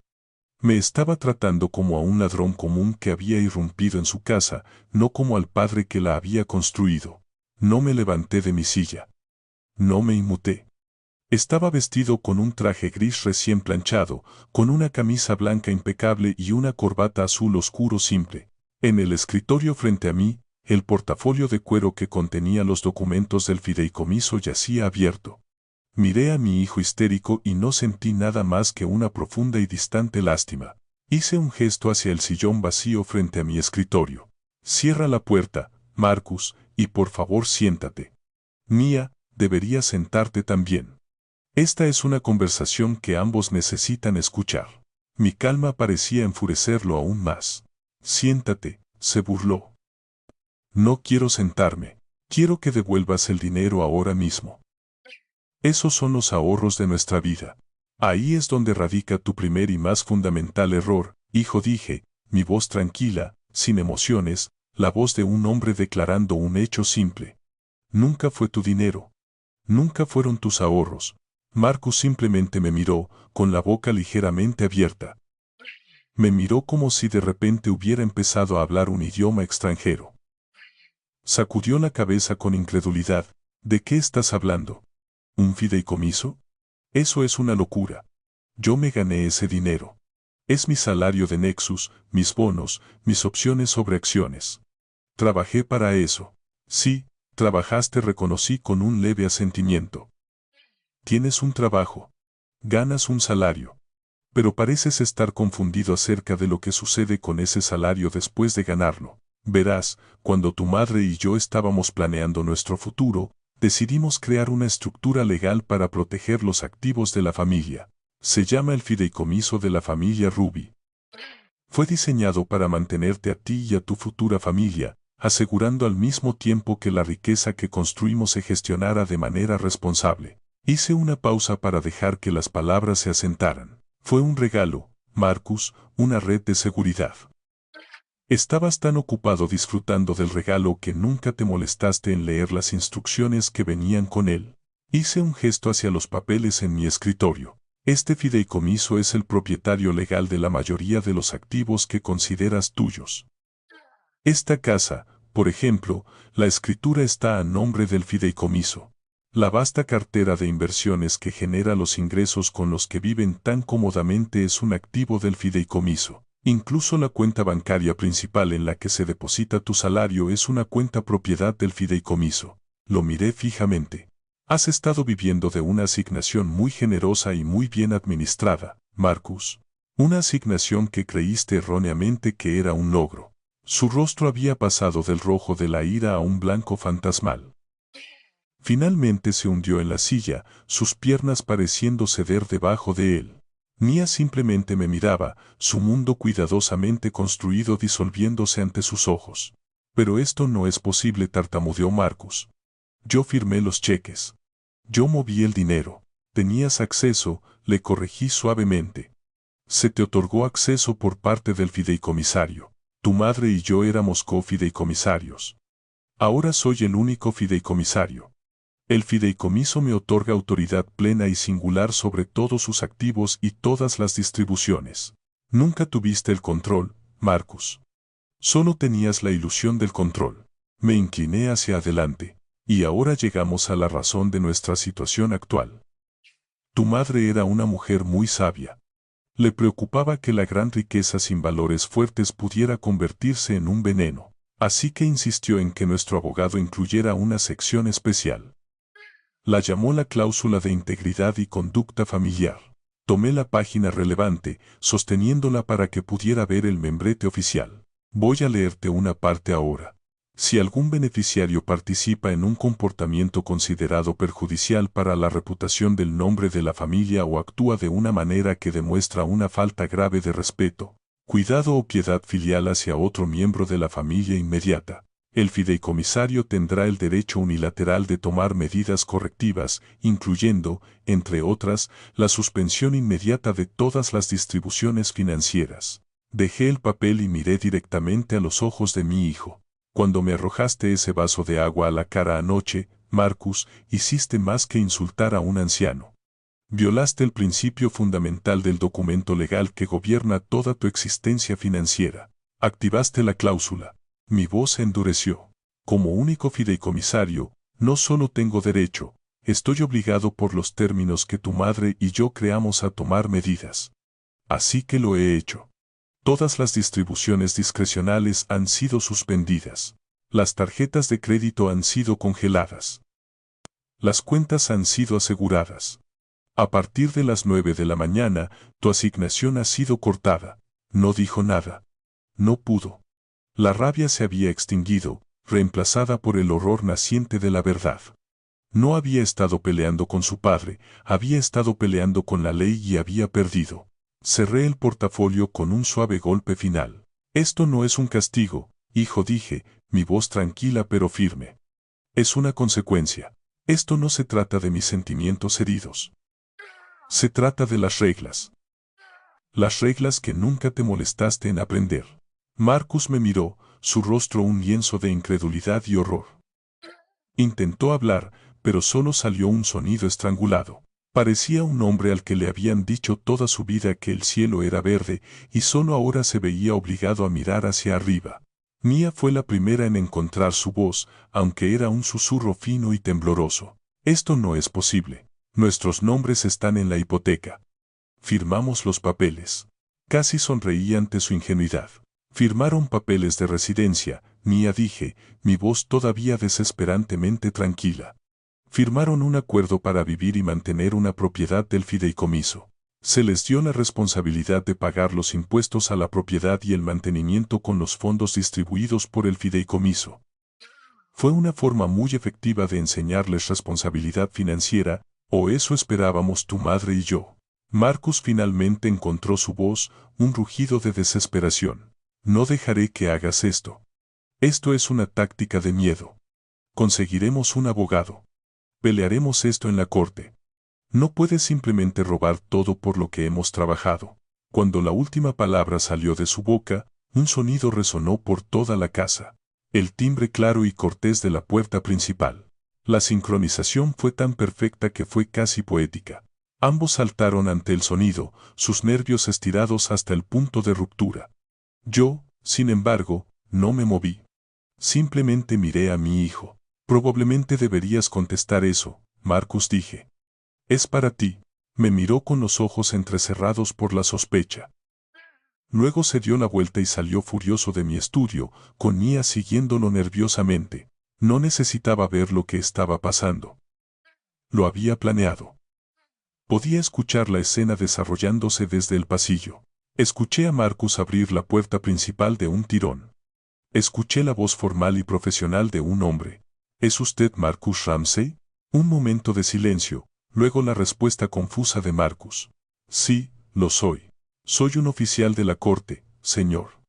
Estoy aquí para entregarle una notificación legal. Escuché el crujido de un sobre al ser entregado. Me imaginé la confusión en el rostro de mi hijo convirtiéndose en ira mientras lo abría y leía las primeras líneas. Luego escuché la puerta principal cerrarse de golpe. Un momento después, Marcus estaba de vuelta en el umbral de mi estudio. Agitaba el documento de aspecto oficial en su mano, una sola hoja de papel que acababa de destrozar el segundo pilar de su mundo. Su rostro ya no estaba solo enojado. Estaba contorsionado con una furia salvaje y llena de pánico. ¿Qué es esto?, gritó, con la voz quebrada. ¿Qué demonios es esto? Es una orden de desalojo. Dice que tenemos 30 días para desalojar las instalaciones. 30 días. ¿Es esta tu idea de una broma retorcida y enferma? Miré el papel tembloroso en su mano y luego de vuelta a su cara. No es una broma, Marcus, dije. Es una formalidad legal. Es el siguiente paso lógico. Él simplemente me miró, sin comprender. Como acabo de explicarles a ambos, el fideicomiso de la familia Ruby es el propietario legal de esta propiedad. Tu nombre no está en la escritura. El nombre de tu esposa no está en la escritura. Nunca fueron los dueños. Simplemente eran residentes que vivían aquí bajo los términos del acuerdo de fideicomiso que firmaron, pero nunca se molestaron en leer. Me recosté. Como único fideicomisario, tengo lo que se llama un deber fiduciario. Eso significa que tengo la obligación legal y ética de administrar los activos del fideicomiso de manera responsable. Dada tu conducta reciente, que fue una clara violación de la cláusula de integridad del fideicomiso, permitirte continuar viviendo en el activo físico más valioso del fideicomiso sería un incumplimiento de ese deber. Por lo tanto, el fideicomiso está ejerciendo su derecho a vender la propiedad. Su boca se abrió y se cerró, pero no salieron palabras.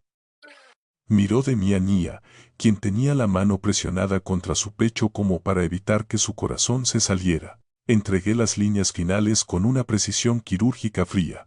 No te están echando de tu casa, Marcus. Se te está pidiendo formalmente que abandones una propiedad que nunca fue tuya para empezar. La ley requiere un periodo de aviso de 30 días, que me he asegurado de proporcionar. Creo que es más que justo. Probablemente deberías discutir tus opciones con tu abogado. Hice una pausa por un segundo. Oh, espera. Es cierto. Necesitarás dinero para contratar uno, ¿verdad? Las palabras aterrizaron en la habitación silenciosa con la fuerza de un golpe físico. La lucha se drenó de él por completo, reemplazada por la mirada hueca y vacía de la derrota total. En el lapso de menos de 15 minutos, había perdido su fortuna y su hogar, y finalmente comenzaba a comprender que esto era solo el comienzo. Marcus se quedó allí parado, sosteniendo la orden de desalojo como si fuera una serpiente venenosa. Su mano temblaba tan violentamente que el papel vibraba. Nia estaba apoyada contra el marco de la puerta, con el rostro enterrado en las manos, los hombros sacudidos por sollozos silenciosos. El silencio en la habitación era espeso con el peso de su realidad destrozada. Justo cuando pensaba que el silencio no podía ser más profundo, un sonido lo atravesó, el alegre tono de llamada electrónico del teléfono celular de Marcus. Era un ruido obsceno en la atmósfera fúnebre de la habitación. Buscó torpemente en el bolsillo de su pijama, con movimientos torpes y descoordinados. Miró la pantalla, con un destello de confusión en su rostro. Es Otis Vance, susurró, como si el nombre en sí fuera un objeto extraño y ajeno. Respondió a la llamada, su voz un hola débil y tembloroso. Lo observé mientras escuchaba. Vi cómo los últimos vestigios de color se drenaban de su rostro, dejándolo de un gris ceroso. Vi sus ojos abrirse con incredulidad y luego en una comprensión final y aplastante. Su lado de la conversación fue corto, consistente en solo unos pocos monosílabos ahogados. ¿Qué? Tartamudeó. ¿Qué quiere decir con que todo el departamento se está reestructurando? Pero soy el director de marketing. Mis evaluaciones de desempeño. No, entiendo. Sí, señor. Adiós. Bajó el teléfono de su oreja, dejando caer el brazo a su lado como si pesara 1000 libras. No parecía estar respirando. Ese era Otis, dijo al aire vacío, su voz un monótono muerto. La empresa está reduciendo personal. Han eliminado mi puesto. Mi trabajo se ha ido. Levantó lentamente la cabeza y sus ojos vacíos finalmente se encontraron con los míos. La última pieza del rompecabezas se encajó en su lugar para él. Una imagen horrible y completa de su propia destrucción. «¿Ese fuiste tú también?», susurró. No fue una pregunta. Fue una declaración de hecho, reconociendo la última pieza de su ruina. No lo negué. Simplemente di un asentimiento lento y deliberado. Sí, hijo. Ese fui yo. Me levanté de mi escritorio por primera vez desde que habían entrado en la habitación. Ya no era solo un fideicomisario. Era un padre a punto de dar la lección final y más importante de la vida de su hijo. ¿Crees que esto se trataba de dinero o propiedad? Marcus, comencé. Mi voz tranquila pero llenando la habitación silenciosa. ¿Crees que esto se trataba de venganza por un momento de falta de respeto? Estás equivocado. Nunca se trató de esas cosas. El dinero, la casa, son solo herramientas. Se pueden ganar y, como acabas de aprender, se pueden quitar en un instante. Caminé alrededor del escritorio. Estabas tan orgulloso de tu carrera, de ser un hombre hecho a sí mismo que había subido la escalera en una empresa prestigiosa. Pero nunca te hiciste a ti mismo. Tu carrera se construyó sobre una base que nunca supiste que existía. Una base del amor de un padre y la lealtad de un viejo amigo. Una base que nunca reconociste y por la que nunca mostraste gratitud. Me detuve frente a él. Durante los últimos años, tú y tu esposa me han tratado no como a su padre, sino como una partida en su presupuesto mensual, un gasto que debe administrarse y minimizarse. Racionaron mi comida en mi propia casa. Ignoraron mis necesidades básicas. Me hicieron sentir como un fantasma, una carga. Valoraste la opinión de tu jefe más que la dignidad del hombre que te crió. Señalé su cara. El vaso de agua que me arrojaste a la cara fue gratis, Marcus. No te costó nada en el momento, pero la lección que te estoy enseñando ahora te costará todo lo que creías poseer, porque tienes un malentendido fundamental sobre el valor. El verdadero valor no está en tu cuenta bancaria, no está en el título de tu tarjeta de visita ni en los metros cuadrados de tu casa. El verdadero valor está en tu carácter. Se mide por cómo tratas a las personas que te amaron hasta la existencia. Lo miré con severidad. Me faltaste el respeto, pero peor que eso, le faltaste el respeto a la memoria de tu madre, la mujer que te enseñó a ser un hombre bueno y decente. Fallaste su prueba, hijo. Fallaste cada prueba de carácter que se te puso enfrente. Te he quitado tu casa, tu dinero y tu carrera. He despojado todas las cosas detrás de las que te escondías. Ahora no queda nada más que tú. Señalé la puerta. Un hombre sin nada. Sal ahí fuera y averigua cuánto vale eso. Sal ahí fuera y, por primera vez en tu vida, construye tu propia mesa. 2 semanas después, estaba sentado en la tranquila calma de la sala VIP de clase ejecutiva en el Aeropuerto Internacional Hartsfield-Jackson.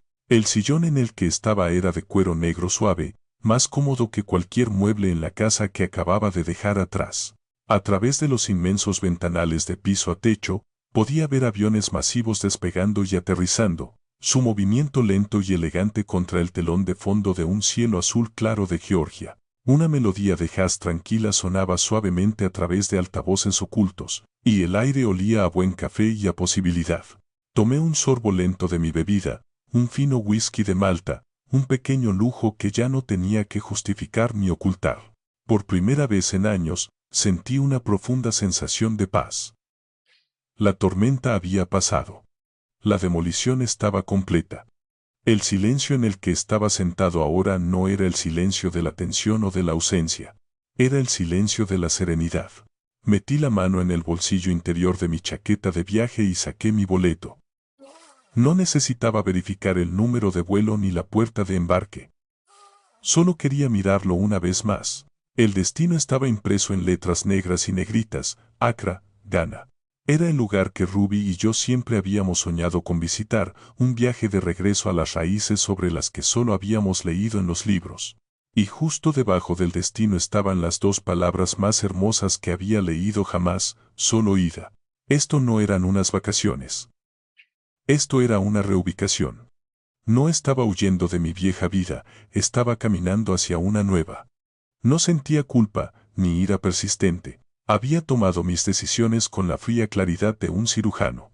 La operación había sido dolorosa, pero había sido necesaria para extirpar la enfermedad de la falta de respeto que había estado envenenando a mi familia. Había cumplido con mi deber como fideicomisario delegado de Rubí. Y había cumplido con mi deber final como padre. Le había dado a mi hijo lo único que nunca había tenido antes, un fondo rocoso desde el cual construir una vida propia. Si la construiría con integridad y carácter o no, ya no era mi preocupación. Mi trabajo estaba hecho. Un anuncio cortés resonó en el salón, señalando el embarque de mi vuelo.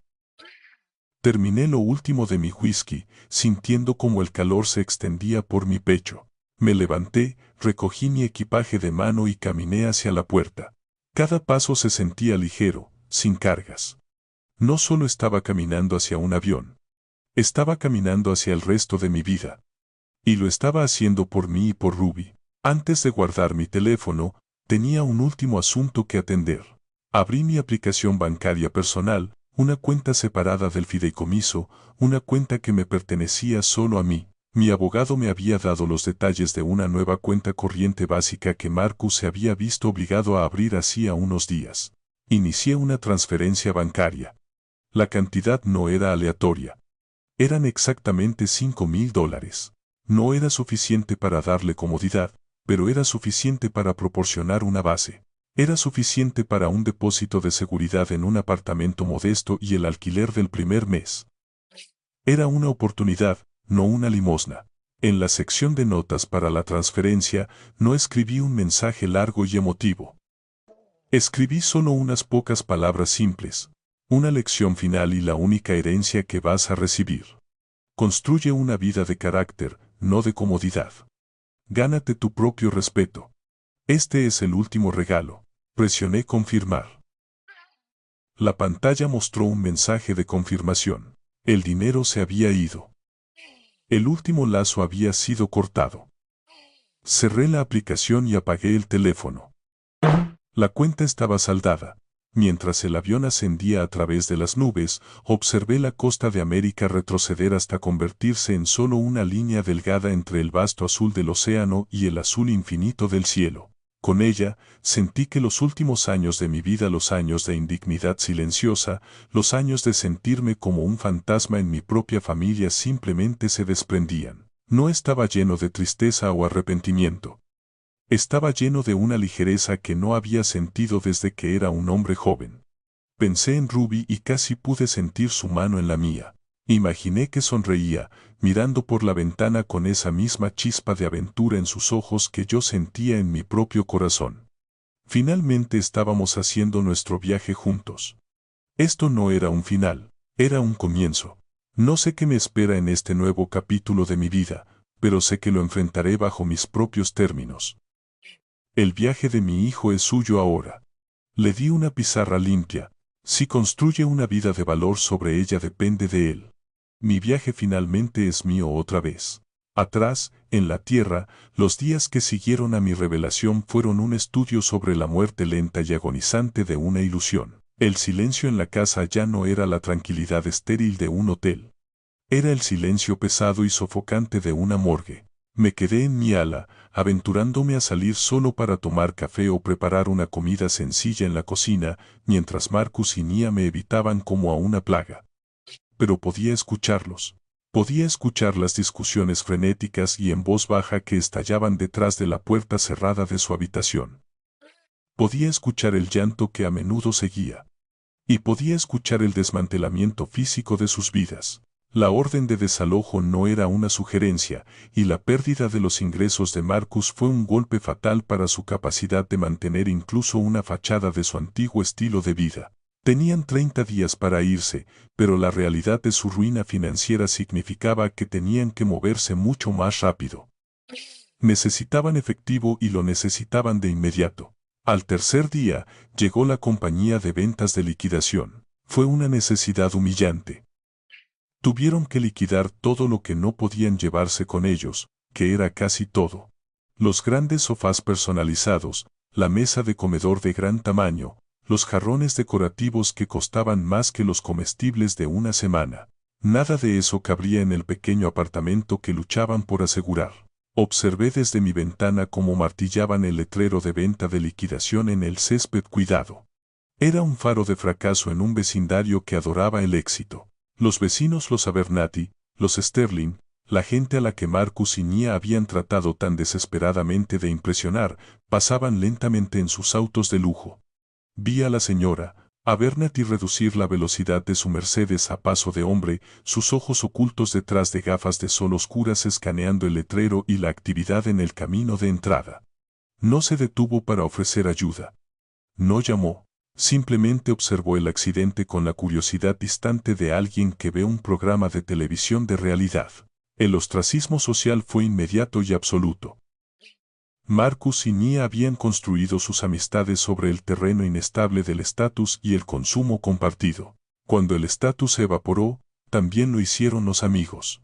Estaban aprendiendo por las malas que las personas que beben tu champán cuando estás arriba rara vez son las que te ayudarán a empacar tus cajas cuando estás abajo. El sábado fue el día de la venta.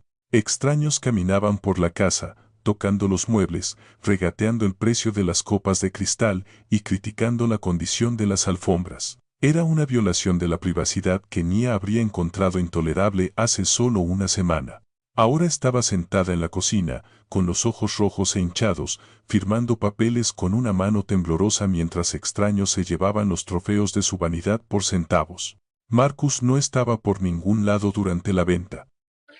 Más tarde supe que había pasado el día conduciendo por la ciudad tratando de vender su auto de lujo al concesionario. Regresó esa noche en un sedán abollado de 10 años, un reemplazo humillante para el símbolo de poder que había conducido durante años. La expresión en su rostro cuando entró en el camino de entrada y vio las pegatinas de vendido en los muebles de la sala de estar fue un retrato de devastación absoluta. Levantó la vista y me vio observando desde mi ventana. Por un momento sus ojos brillaron con esa vieja ira familiar, pero fue débil y fugaz. Rápidamente colapsó en vergüenza. Apartó la mirada, incapaz de sostener la mía. Estaba empezando a entender el verdadero peso del discurso de construye tu propia mesa. Actualmente estaba sin una silla, y mucho menos una mesa. La casa se vació habitación por habitación. Los ecos se hicieron más fuertes. El desmantelamiento no fue solo físico, fue psicológico. Cada artículo vendido, cada caja empacada era un despojo de la identidad que habían construido. Sin la casa, sin el trabajo, sin las cosas. ¿Quiénes eran? Estaban descubriendo que debajo de la ropa de diseñador y los títulos corporativos eran dos niños asustados que nunca habían aprendido a sobrevivir en el mundo real. No interferí. No me ofrecí a ayudar a pagar la mudanza. No ofrecí un préstamo para cerrar la brecha. Hacerlo habría sido robarles la lección. Yo era el fideicomisario de su educación ahora y el plan de estudios era duro. El último día llegó el camión de mudanzas. No era un servicio profesional con hombres uniformados y mantas acolchadas. Era un camión de alquiler conducido por el propio Marcus. Él y Nia pasaron horas cargando cajas por las escaleras, sus movimientos lentos y exhaustos. No había personal para dirigir, ni camareros para limpiar. Solo había sudor en sus frentes y dolor en sus espaldas. Me paré en el porche delantero mientras cargaban la última caja. Era una tarde húmeda de Georgia, el aire espeso con el aroma a pino y lluvia inminente. Marcus cerró la parte trasera del camión con un sonido metálico que resonó por el vecindario vacío. Se dio la vuelta y miró la casa por última vez. Miró el césped cuidado que ya no cortaría. Miró los grandes pilares entre los que ya no caminaría. Y luego me miró a mí. Me quedé allí, tranquilo e inmóvil, un centinela a las puertas del paraíso que él había perdido. Caminó escaleras arriba lentamente, deteniéndose a unos pies de distancia de mí. Parecía mayor de lo que era hace 2 semanas. La arrogancia había desaparecido, raspada por la fricción de la realidad. Parecía cansado, profunda y profusamente cansado. Dejé las llaves en el mostrador, dijo, con la voz ronca. El lugar está limpio. Asentí. Gracias, Marcus. Dudó, cambiando su peso de un pie al otro. Parecía que quería decir algo más, algo enojado, o suplicante, o tal vez incluso de disculpa. Pero las palabras parecieron morir en su garganta. El abismo entre nosotros era demasiado ancho ahora, lleno de los escombros de sus elecciones. Adiós, papá, susurró finalmente. Adiós, hijo, respondí. Se dio la vuelta y bajó los escalones, con los hombros caídos. Subió a la cabina del camión de alquiler junto a Nia, quien estaba sentada mirando al frente, negándose a mirarme a mí o a la casa.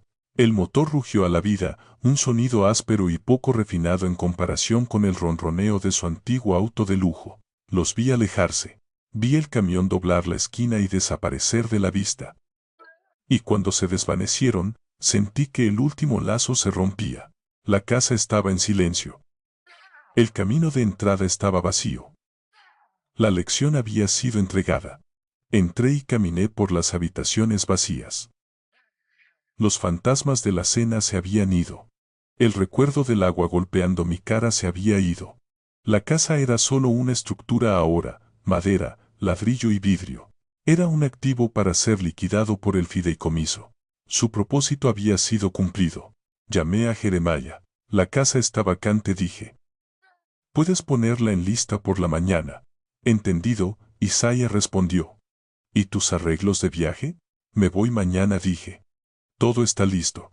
Colgué el teléfono y fui a mi suite, la única habitación que todavía conservaba el calor de un hogar.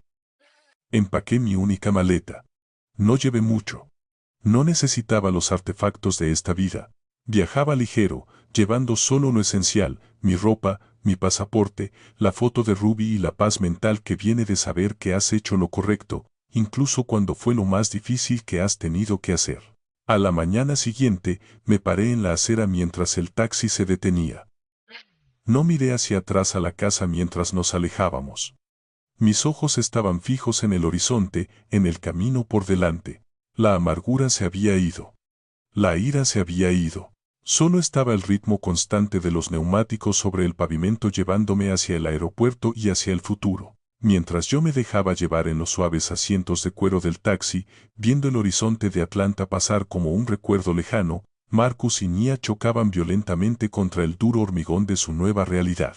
Su destino era un complejo de apartamentos indescriptible en los límites exteriores de la ciudad, un lugar donde la pintura se estaba pelando y el estacionamiento era un cementerio de vehículos oxidados. Se llamaba Los Pinos, pero no había ni un solo pino a la vista. Solo había una extensión inmensa de asfalto agrietado y el zumbido implacable de la autopista cercana. Marcus estacionó el camión de alquiler frente al edificio C. Apagó el motor y, durante un largo momento, ninguno de los dos se movió. El silencio en la cabina era pesado, sofocante. Miraron hacia la ventana del tercer piso que ahora era suya. Era un agujero cuadrado y oscuro en una pared de estuco beige. Aquí no había grandes pilares. No había césped bien cuidado. Solo había una escalera de metal que vibraba con el viento y un contenedor de basura desbordado que olía a podredumbre y abandono. Esto es todo, dijo Marcus, su voz desprovista de inflexión. Mia no respondió. Simplemente abrió la puerta y salió al pavimento manchado de aceite. Sus tacones, esos costosos zapatos italianos que se había negado a vender, chasqueaban bruscamente sobre el asfalto. Un sonido que parecía demasiado delicado y demasiado fuerte para este lugar áspero. Miró a su alrededor, apretando su bolso contra su pecho como si temiera que el aire mismo pudiera robarle. Pasaron las siguientes 4 horas subiendo sus cajas por los 3 tramos de escaleras. No había ascensor. El hueco de la escalera olía a cigarrillos rancios y lejía. Con cada paso, con cada caja pesada, los últimos vestigios de su antigua dignidad se evaporaban con el sudor. Marcus, que solía pagarle a un entrenador para mantenerse en forma en un gimnasio con clima controlado, ahora jadeaba por aire, con su camiseta de diseñador empapada por la mugre del trabajo manual. Para cuando terminaron, el sol se había puesto, y el apartamento estaba bañado por el duro resplandor azul de las farolas de afuera. El espacio era pequeño, una caja de un dormitorio con alfombras beige que habían visto décadas mejores y una cocina que era poco más que un pasillo con una estufa. Las cajas que habían traído llenaban la sala de estar, dejando solo caminos estrechos para navegar. Se derrumbaron en el suelo entre las torres de cartón. No había muebles para sentarse. Habían vendido los sofás, las sillas, la mesa del comedor. No tenían nada más que la ropa en sus maletas y el colchón que habían arrastrado al dormitorio. Tengo hambre, dijo Nia. Su voz era pequeña, despojada del tono imperioso que solía usar para dar órdenes al personal de catering. Marcus soltó una risa seca y amarga. No tenemos comida, Nia. No tenemos platos. No tenemos tenedores. Pide algo, espetó ella, con la vieja irritación estallando de nuevo. Solo pide una pizza. Marcus sacó su teléfono. Su pulgar se cernía sobre la aplicación de entrega. Miró la pantalla durante mucho tiempo. Luego levantó la vista hacia su esposa. No puedo, susurró. ¿Qué quieres decir con que no puedes? Quiero decir que no puedo pagarlo, Nia. La tarifa de entrega, la propina. Son $25 por una pizza. Tenemos $300 en efectivo para que nos duren hasta que encuentre un trabajo. No podemos permitirnos una pizza. La realidad de sus palabras la golpeó como una bofetada física. Ella lo miró fijamente, con los ojos muy abiertos por el horror. La mujer que había montado una escena por una tarjeta platino rechazada ahora estaba siendo informada de que no podía pagar una pizza de pepperoni. Iré a la tienda de conveniencia al final de la calle, dijo Marcus, levantándose lentamente, con las rodillas crujiendo. Compraré pan y tal vez un poco de mantequilla de maní. Es proteína. Es barato. Salió del apartamento, dejándola sola en la oscuridad entre las cajas. Mientras caminaba hacia la tienda bajo las farolas parpadeantes, Marcus sintió una sensación extraña. No era ira y no era tristeza. Era una vulnerabilidad aterradora. Era un hombre sin escudo. Por primera vez en su vida, no había red de seguridad. No había fondo fiduciario, ni papá a quien llamar, ni abogado para arreglarlo. Solo estaban él, la noche y el espacio vacío en su billetera. Los días que siguieron fueron un borrón de rechazo y humillación. Marcus se sentaba en la pequeña mesa de cartas tambaleante que habían comprado en una tienda de segunda mano, solicitando trabajos en su computadora portátil. Primero solicitó puestos de director de marketing, convencido de que su currículum hablaría por sí mismo. Envió docenas de solicitudes. Llamó a los cazatalentos con los que había trabajado en el pasado. El silencio era ensordecedor. Los reclutadores que solían invitarlo a almuerzos costosos no le devolvían las llamadas. Los correos electrónicos quedaban sin respuesta. Finalmente, después de una semana, logró contactar a un viejo colega por teléfono. Marcus, dijo el hombre, con la voz baja como si temiera ser escuchado. Mira, no puedo ayudarte. ¿Qué quieres decir con que no puedes ayudarme? Preguntó Marcus, con la desesperación arrastrándose en su voz. Tengo los números, llevé al departamento a un crecimiento récord. No se trata de los números, Marcus. Se ha corrido la voz. Otis Vance es un hombre poderoso. Y es muy querido en esta ciudad. Dejó saber que te despidieron por causa justificada. Causa ética. La gente habla, Marcus. Nadie te va a tocar. Eres radiactivo. La línea se cortó. Marcus se quedó allí mirando el teléfono. La verdad lo invadió, fría y absoluta. Su padre no solo lo había despedido. Había quemado el puente tan a fondo que ni siquiera quedaban las cenizas. La red que pensaba que había construido, la reputación que pensaba que era suya, todo era una ilusión. Todo era luz prestada reflejándose en el sol de su padre. Y ahora el sol se había puesto. Bajó sus expectativas. Solicitó puestos de gerente, luego puestos de asociado. Luego trabajos de ventas de nivel de entrada. El resultado fue el mismo. Sobrecalificado, decían. O simplemente, no encajas culturalmente. 2 semanas después de su nueva vida, la tensión en el pequeño apartamento llegó a un punto de quiebre. El aire estaba cargado de acusaciones. Nia caminaba por la pequeña sala de estar como un gato enjaulado. Esto es tu culpa, siseó ella. Todo esto. Si no hubieras tirado esa agua, si no hubieras sido tan idiota. ¿Mi culpa? Disparó Marcus, poniéndose de pie. Tú fuiste la que lo trató como a un sirviente. Tú fuiste la que contaba sus calorías y se quejaba del presupuesto. Tú fuiste la que me dijo que lo cortara. Estaba tratando de gestionar nuestro futuro. Gritó ella. Estaba tratando de protegernos.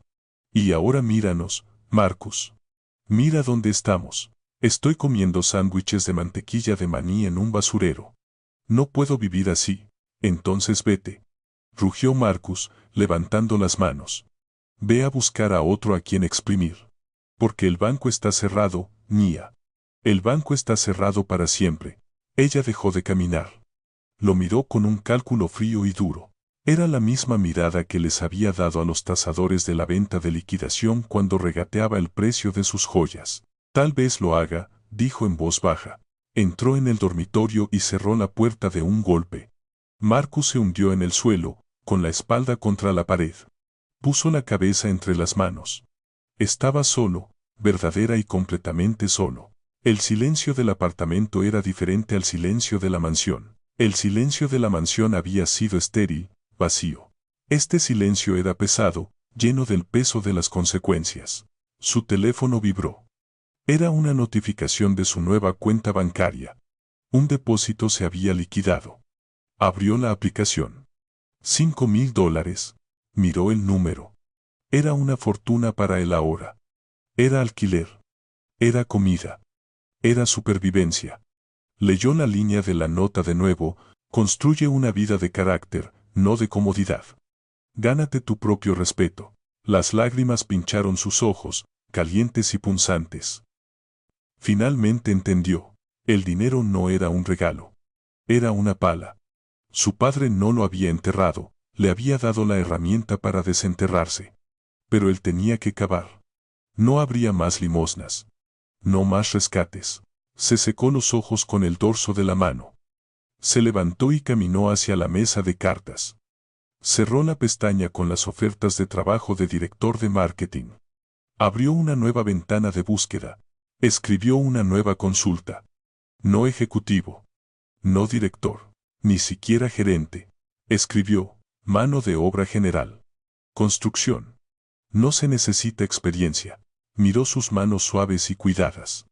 Manos que nunca habían sostenido nada más pesado que un bolígrafo o una copa de vino. Estaban a punto de aprender lo que realmente significaba el trabajo. Presionó Enter. Mientras tanto, a millas sobre la tierra, yo observaba la puesta de sol desde 30,000 pies de altura. El cielo era de un púrpura magullado que se desvanecía en un índigo profundo. Ajusté mi asiento, el zumbido de los motores una canción de cuna relajante. No sabía que mi hijo estaba sentado en una alfombra beige manchada mirando ofertas de trabajo para mano de obra manual. No sabía que su matrimonio se estaba desmoronando o que estaba cenando mantequilla de maní, pero tenía esperanza. Esperaba que el dolor fuera lo suficientemente agudo como para cortar el callo de su arrogancia. Esperaba que el silencio de su nueva vida fuera lo suficientemente fuerte como para que finalmente escuchara sus propios pensamientos. Había roto su vida no para destruirlo, sino para reiniciarlo. Le había quitado el escenario para que finalmente pudiera dejar de actuar y comenzar a vivir. La azafata caminó por el pasillo con una cálida sonrisa en su rostro. ¿Puedo traerle algo más, señor Ramsay? Le devolví la sonrisa, una sonrisa genuina que llegó a mis ojos.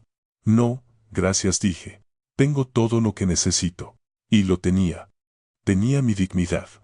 Tenía mi paz. Y por primera vez en mucho tiempo, tenía esperanza.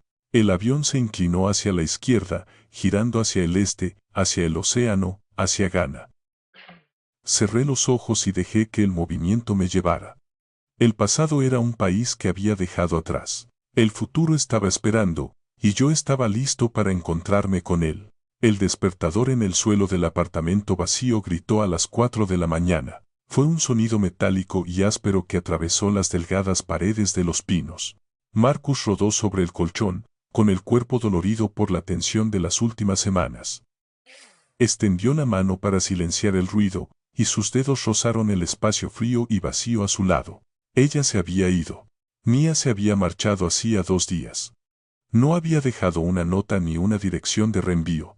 Simplemente había empacado su ropa de diseñador restante en su maleta y había llamado a una amiga a la que anteriormente despreciaba para que viniera a recogerla. Había elegido la dignidad en la dependencia sobre la dignidad en la lucha.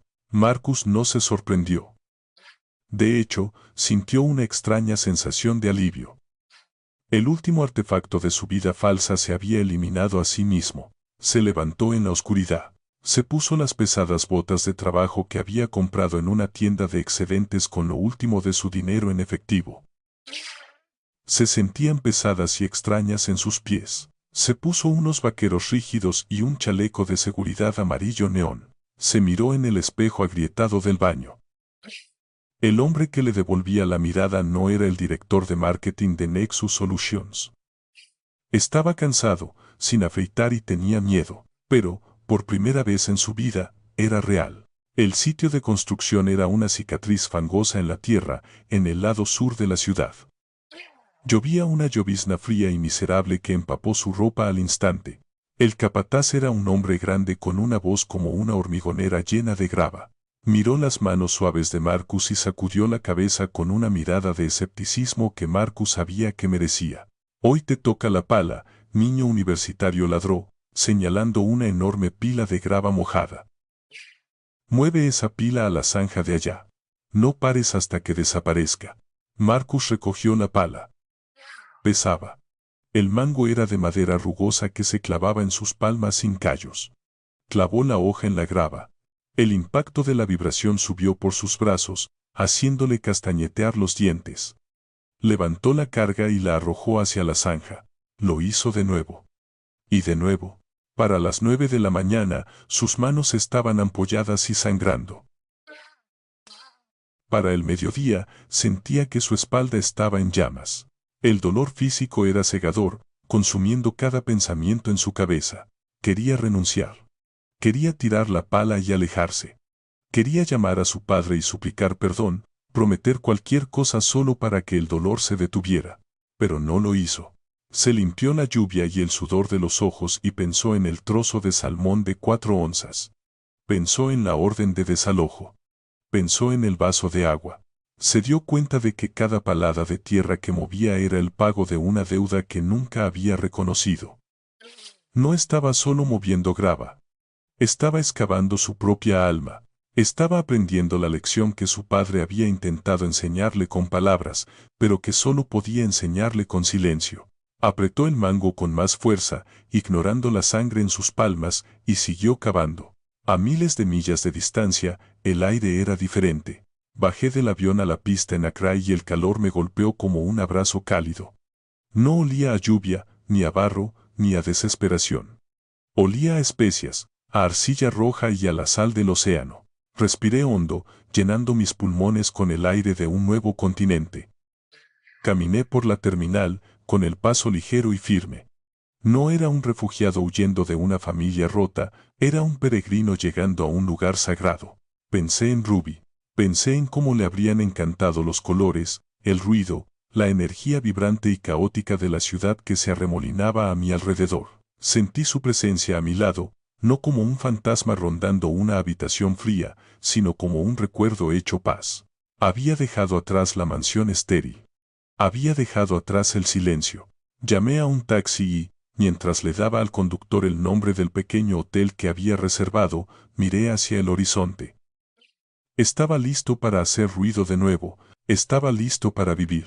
La lección más dolorosa que Isaiah tuvo que aprender fue que proteger a su hijo de la lucha no era un acto de amor, sino un acto de robo. Le había robado a Marcus la oportunidad de construir su propio carácter.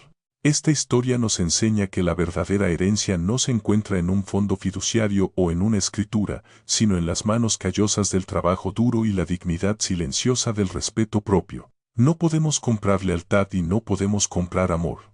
A veces, la única forma de salvar una relación es quemar el puente que permitía la falta de respeto. Recuerda que tu dignidad no es negociable y nunca eres demasiado viejo para reclamar la pluma y escribir un nuevo capítulo. ¿Qué hubieras hecho tú si estuvieras en los zapatos de Isaiah?